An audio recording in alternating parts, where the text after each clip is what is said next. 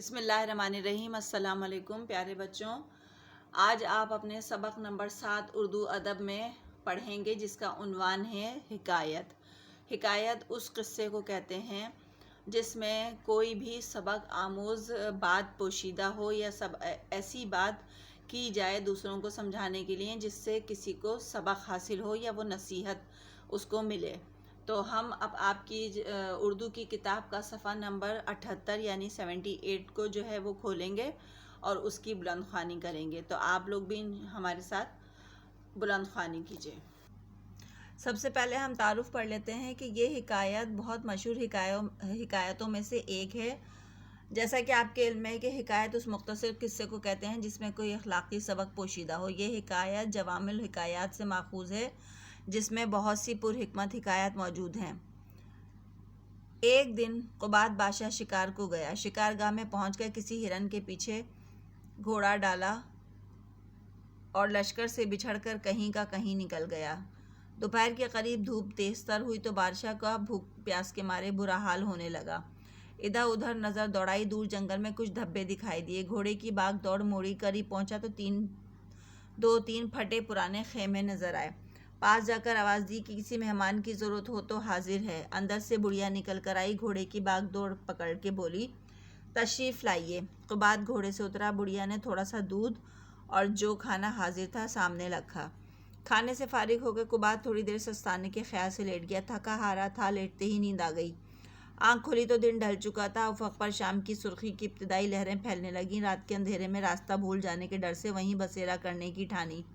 اتنے میں چند گائیں نظر آئیں جو جنگل سے چر چک کر گھر واپس آ رہی تھیں۔ بڑھیا نے اپنی بیٹی کو آواز دے کر کہا کہ گائے کا دودھ دھو لو تاکہ مہمان کی خاطر کی جائے۔ لڑکی کی عمر 12 برس ہوگی، بڑی سمجھدار خوبصورت تھی۔ ماں کی بات سن کر گائے کے پاس گئی، دودھ دھونے لگی۔ شاید قباد نے کسی کو گائے دھوتے نہ دیکھا تھا۔ دودھ کی مقدار بہت زیادہ معلوم ہوئی۔ اسے تعجب ہوا، دل میں کہنے لگا یہ لوگ ہمارے انصاف و کرم کے سہارے اس جنگل بیاباں میں پڑے ہیں اور روزانہ دونوں وقت اس قدر دودھ حاصل کرتے ہیں۔ اگر ہفتے میں ایک دن کا دودھ اپنے بادشاہ کی خدمت میں پہنچا دیا کرے تو ان کا نقصان بھی نہ ہوگا اور شاہی خزانے میں دودھ کی قیمت سے کئی گنا اضافہ ہو جائے گا۔ یہ سوچ کر اس نے فیصلہ کیا کہ وہ شہر پہنچ کر اس قسم کا حکم نافذ کرے گا جس کی روح سے ہفتے میں ایک دن کا دودھ بادشاہ کا حصہ قرار پائے گا۔ صبح ہوئی تو ماں نے بیٹی کو جگا کر کہا کہ گائیں دھو لو۔ لڑکی حسب معمول دودھ دھونے لگی تو وہیں سے چلائی، اماں اماں اٹھو، دعا کرو، ہمارے بادشاہ کی نیت میں فطور آ گیا ہے۔ اچھا، فطور کہتے ہیں کسی برائی آنا، نیت میں برائی آنا۔ یہ سن کر قباد بہت حیران ہوا کہ میں نے تو اپنے دل میں رات کو یہ سوچا ضرور تھا کہ ہفتے میں ایک دن کا دودھ اپنا حصہ قرار دوں گا، مگر اس بچی کو کیسے خبر ہوئی؟ یہ سوچ رہا تھا کہ بڑھیا اٹھ کھڑی ہوئی اور بہت گڑ گڑا کر خدا سے دعا کرنے لگی۔ جب وہ دعا سے فارغ ہوئی تو قباد نے پوچھا، بڑی بھی تمہیں کیوں کر معلوم ہوا کہ بادشاہ کی نیت میں فطور آ گیا ہے؟ اس نے جواب دیا کہ ہماری یہ گائیں روزانہ صبح کے وقت جتنا دودھ دیتی ہے آج اس سے بہت کم دیا۔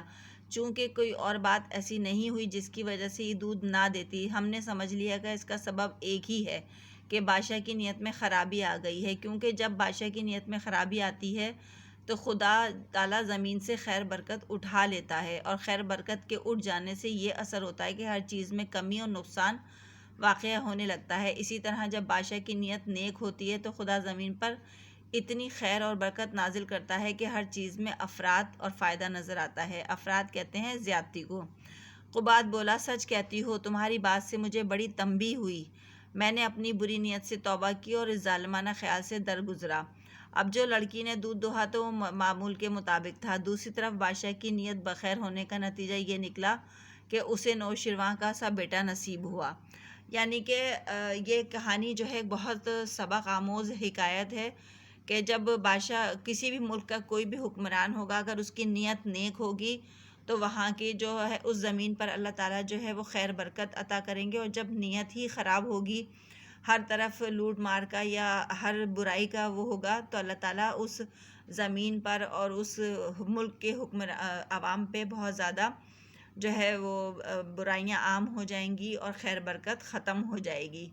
اور پھر ظاہر بات ہے جب نیت صاف ہو، نیک ہو، تو پھر اس کا بدلہ بھی اچھا ملتا ہے، جیسے اس سبق میں بادشاہ کو ملا کہ جیسی اس کی نیت ٹھیک ہوئی تو اللہ تعالیٰ نے اس کو نوشیروان جیسا بیٹا نصیب عطا کیا جو کہ آگے چل کے بہت بڑا بادشاہ بنا اور جس نے بہت عدل و انصاف سے کام بھی لیا۔ اب آ جاتے ہیں ہم سبق کے سوال جواب کی طرف۔ سبق حکایت ہے۔ آپ اپنی اردو ادب کی کاپی میں صفائی سے کام کریں گے۔ سب سے پہلے الفاظ معنی لکھیں گے۔ مختصر کا مطلب چھوٹے، ماخوذ کہیں سے لیا گیا، مطالعہ کا مطلب پڑھنا، باغ کا مطلب لگام، افق آسمان کا کنارہ، بسیرا ٹھہرنے کی جگہ یا ٹھہرنا، نافذ یعنی کہ جاری ہونا، حسب معمول جیسا روزانہ کوئی کرتا ہے، تنبیہ نصیحت یا تاکید۔ اس کے بعد نیچے جملے دیے ہوئے ہیں، مہمان، پھٹے پرانے، خیمے، شکار، برکت۔ ان الفاظ کے آپ کو جملے بنانے ہیں کاپی میں، اور پھر اگلے صفحے پہ سوال جواب کی ہیڈنگ ڈال کے پہلا سوال لکھیں گے کہ قباد بادشاہ لشکر سے کیسے بچھڑ گیا۔ شکار کے دوران ہرن کے پیچھے گھوڑا دوڑاتے ہوئے قباد بادشاہ لشکر سے بچھڑ گیا۔ سوال نمبر 2 کہ لڑکی کو دودھ دیتا دیکھ کر بادشاہ کو کیا خیال آیا؟ جواب لکھیں گے کہ بادشاہ نے دودھ دھوتے دیکھا تو دودھ کی مقدار زیادہ لگی اور اس نے سوچا کہ اگر ایک دن کا دودھ یہ لوگ اپنے بادشاہ کی خدمت میں پہنچائیں تو ان کا نقصان بھی نہیں ہوگا اور شاہی خزانے میں اس کی قیمت سے اضافہ ہو جائے گا۔ سوال نمبر 3 لڑکی کو بادشاہ کی نیت میں فطور آنے کا اندازہ کیسے ہوا؟ لڑکی کو بادشاہ کی نیت میں فطور آنے کا اندازہ اس بات سے ہوا کہ دوسرے دن صبح جب اس نے گائیں دھونی شروع کی تو دودھ روزانہ کے مقابلے میں کم مقدار میں تھا۔ سوال نمبر 4 ہے آپ کے خیال میں کیا بڑھیا اور اس کی بیٹی کو علم تھا کہ اجنبی مسافر بادشاہ ہے یا نہیں؟ جواب کہ لڑکی اور اس کی ماں نے جو باتیں بادشاہ کی نیت میں فطور آنے کے حوالے سے کی ان سے لگتا ہے کہ وہ بادشاہ کو نہیں پہچانتی۔ سوال نمبر 5 ہے قباد بادشاہ کی توبہ کا نتیجہ کیا نکلا؟ قباد بادشاہ کی سچی توبہ کو اللہ نے قبول کیا اور جب لڑکی نے دودھ دوہا تو اس کی مقدار معمول کے مطابق تھی اور اسی طرح اللہ تعالیٰ نے کچھ عرصے بعد بادشاہ کو نوشیروان جیسے عادل بیٹے سے نوازا۔ اب آپ خالی جگہ کی ہیڈنگ لکھیں گے کہ نمبر 1 بادشاہ کو ایک جگہ 2-3 پھٹے ہوئے ڈیش نظر آئے، ڈیش میں خیمے لکھیں گے۔ بادشاہ کی آنکھ کھلی تو ڈیش پر شام کی سرخی پھیلنے لگی تھی، افق پر۔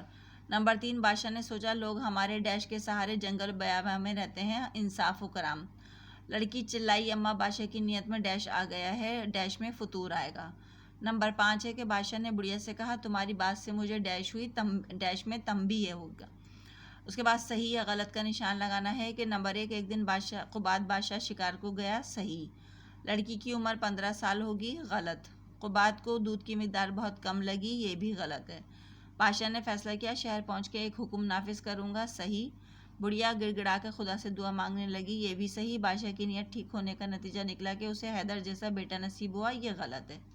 اب آپ اس کا سبق کا مرکزی خیال لکھیں گے، مرکزی خیال کی ہیڈنگ ڈالیں گے اگلے صفحے پہ کہ یہ حکایت بہت مشہور حکایتوں میں سے ایک ہے کہ حکایت اس مختصر قصے کو کہتے ہیں جس میں اخلاقی سبق پوشیدہ ہو۔ اس حکایت میں بھی ایک اخلاقی سبق دیا گیا ہے کہ بادشاہ کی داستان بیان کی گئی ہے جو ہرن کا شکار کرتے ہوئے لشکر سے بچھڑ گیا اور جنگل میں ایک بڑھیا اور اس کی کم عمر بیٹی کا مہمان بنا۔ اس موقع پر اس کی نیت میں فطور آیا، گائے کے دودھ میں کمی واقع ہوئی، اور اس سارے سبق کا مرکزی خیال یہی ہے کہ جب بادشاہ یا حکمران کی نیت میں خرابی آتی ہے تو اللہ تعالیٰ زمین سے خیر برکت اٹھا دیتا ہے، اور خیر برکت کے اٹھ جانے سے یہ اثر ہوتا ہے کہ ہر چیز میں کمی اور نقصان واقع ہوتا ہے، اور اسی طرح جب بادشاہ کی نیت ٹھیک ہوتی ہے تو خدا زمین پر اتنی خیر برکت نازل کرتا ہے کہ ہر چیز میں افراد اور فائدہ نظر آتا ہے۔ اب آپ لوگ یہ تمام کام بہت زیادہ صفائی سے اپنی کاپی میں ہیڈنگ کے ساتھ پراپر طریقے سے کام کریں گے، اور انشاءاللہ اب ہم آپ کو اپنے اگلے عنوان کے ساتھ ملیں گے۔ اللہ حافظ۔